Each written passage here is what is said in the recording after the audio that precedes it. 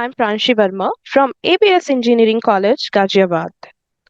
In this lecture, we'll discuss two important data structures in Java, that is, linked list and vector.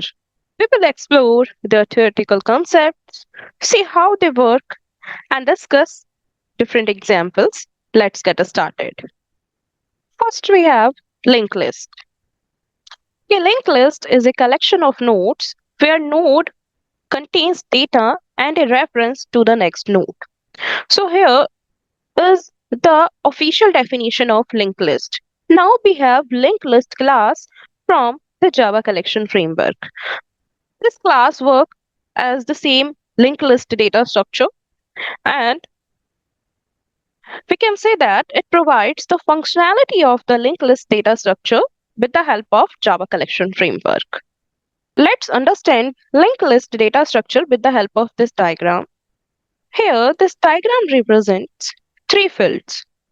They are previous, second one is data, and third one is next field. In linked list, each element is known as a node. And here, three fields are there. First one is previous. Previous fields store an address of the previous element in the list. It's null for the first element. Next, we have next field. We will discuss data after that. Next field stores an element of the next element in the list, and it's null for the last element. And in between previous and next, we have data field. Data field stores the actual data of the list. So it's a diagrammatical representation of linked list. Let's discuss some user cases of linked list. So first user case of linked list is linked list is used to implement queue and stacks. Then, linked list is used to managing data where frequent insertion and deletions are required.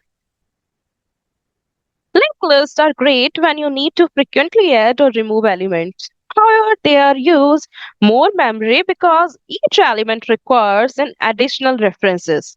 References is what? Previous address and next address.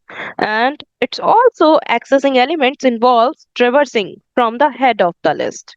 So it's all about linked list. Let's move forward. Same as the array list, linked list provides various methods that allows us to perform different operations on it. And main methods of Java linked list includes add elements, access elements, change elements, and remove elements.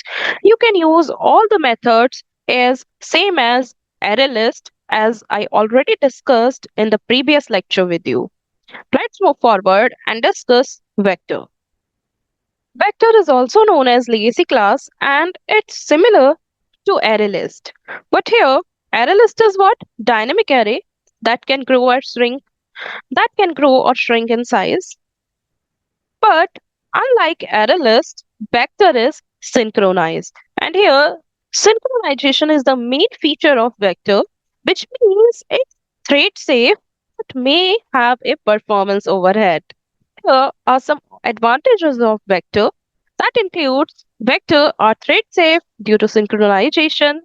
It supports dynamic resizing as well, but the main disadvantage of vector is performance overhead due to synchronization. Generally, vector is not preferred in modern Java application due to better alternatives like array list, but it's also known as legacy class, as I already told you, that requires thread safe, so where vector is used. We can use vector in situations where thread safety is crucial.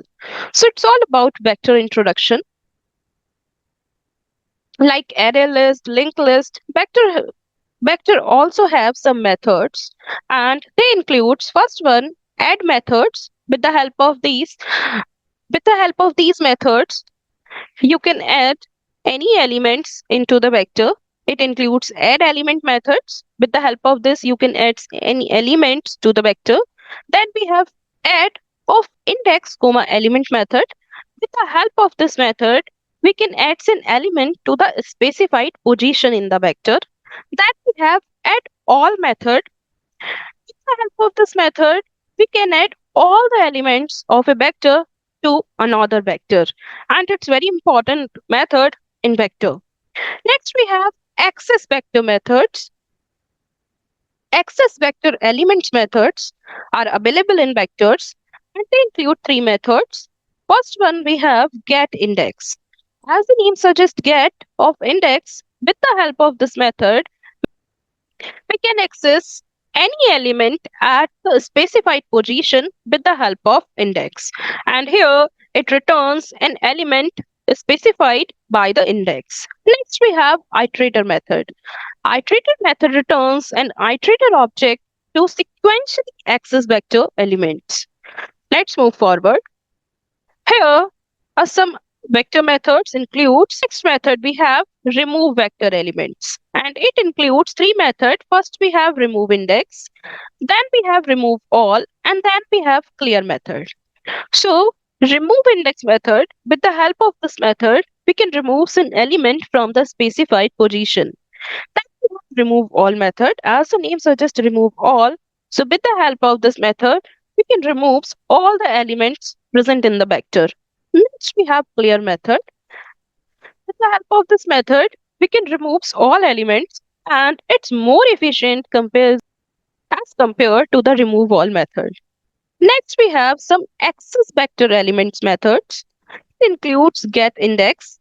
As the name suggests, with the help of this method, returns an element specified by the index. Then we have iterator method. This method returns an integer object to sequentially access vector elements. Let's move forward. Here are some other vector methods we can use. First we have set. First we have set method, same as ArrayList. With the help of this method, we can change an element of the vector. Then we have size method. With the help of this method, we can check the size of the vector. We have array method and it's very important. This method is used to convert the vector into an array. Next, we have string method. This method is helps to convert the vector into a string. Then we have contains method. Contains method, with the help of this method, we can search the vector for a specified element and it returns a Boolean result, maybe true or maybe false. So it's all about vectors and linked list in Java collection framework. We can create both the classes with the help of java.util.className package. Here the references are used to design this particular lecture.